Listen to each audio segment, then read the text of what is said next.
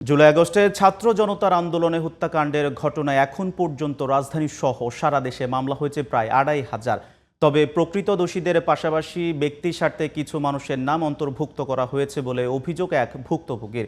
অভিযোগ রয়েছে মামলার আড়ালে দখল বাণিজ্য ও চাঁদাবাজির মতো ঘটনাও ঘটছে। এমন অবস্থায় হয়রানিমূলক মামলা বন্ধে সরকারের কঠোর হস্তক্ষেপ দাবি জানানো হয়। বিস্তারিত জান্নাতুল ফেরদৌসী রিপোর্টে। জুলাইয়ে ছাত্র জনতার অভ্যুত্থানে স্বৈরাচারী সরকারের পতন হয় ছাত্র জনতার আন্দোলনের মধ্য দিয়ে, যেখানে জীবন দিতে হয় হাজারেরও বেশি ছাত্র জনতাকে। এই নির্বিচার হত্যার ঘটনায় রাজধানী সহ সারা দেশে প্রায় ২৫০০ হত্যা মামলা দায়ের করেন নিহতের স্বজনরা। তবে এরই মধ্যে আন্দোলনকে প্রশ্নবিদ্ধ করতে মিথ্যা মামলা ও বিভিন্ন প্রতিষ্ঠানে হামলা করছে কিছু স্বার্থান্বেষী মহল। গত ৩০ সেপ্টেম্বর রাজধানীর গুলশান থানায় আবু জাফর বাদী হয়ে একটি হত্যা মামলা দায়ের করেন। একই দিনে পল্টন থানায় দায়ের হয় আরও একটি হত্যা মামলা। দুই মামলাতেই আসামি শতাধিক। একই দিনে ওই দুটি মামলায় ঢাকা বিশ্ববিদ্যালয়ের আইবিএর সাবেক ডিরেক্টর ও ব্যবসায়ী ইউসুফ আবদুল্লাহকে আসামি করা হয় হত্যাকারী ও অর্থদাতা হিসেবে। শুধু তাই নয়, এক মাসের মাথায় পল্টন থানায় আরেকটি মামলায় তিনি ও তার ছেলেমেয়েদেরও মামলায় জড়ানো হয়।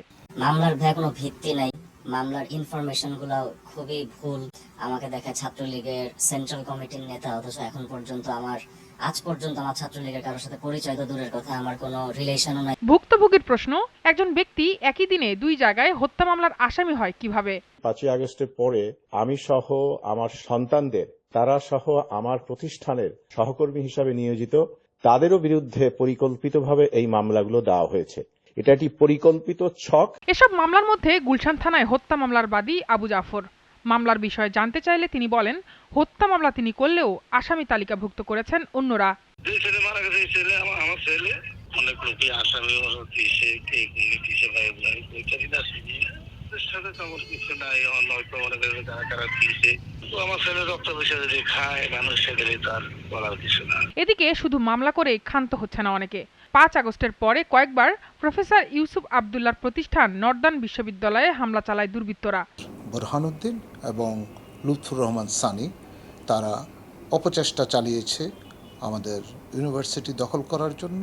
তাদের নামেও এখানে তারা নাম দিয়ে হত্যা মামলা দিয়েছে, মিথ্যা মামলা দিয়েছে। তবে এই অভিযোগ অস্বীকার করেন লুৎফর রহমান সানি। পাল্টা অভিযোগ তুলে তিনি বলেন, ২০১১ সালে প্রতারণা করে বিশ্ববিদ্যালয়ের ট্রাস্টি বোর্ডের সদস্য হন ইউসুফ আবদুল্লাহ।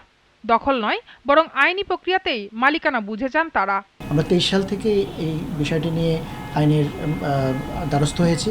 আশা করছি যে বর্তমান সময়ে যেহেতু নিরপেক্ষ একটা বিচার ব্যবস্থাপনা চালু রয়েছে, আমরা এ বিষয়ে একটা নিরপেক্ষ বিচার পাবো এবং আমাদের অধিকার যেটা আমরা আবেদন করেছি সেটা আমরা ফিরে পাবো। একটা মধ্যস্থতা করার জন্যই আমাদেরকে ডেকেছিলেন, কিন্তু আনফর্চুনেটলি যেটা হয়েছে, আমরা সেখানে মিটিংয়ে থাকা অবস্থায় কিছু অপ্রত্যাশিত ঘটনা ঘটে, যেটার সাথে আমাদের কোনো সম্পৃক্ততা নেই। জুলাই আগস্ট অভ্যুত্থানকে পুঁজি করে এই ধরনের অনাকাঙ্ক্ষিত মামলা হামলা বন্ধে সরকারের হস্তক্ষেপ দাবি ভুক্তভোগীদের। জান্নাতুল ফেরদৌসী, জিটিভি নিউজ, ঢাকা।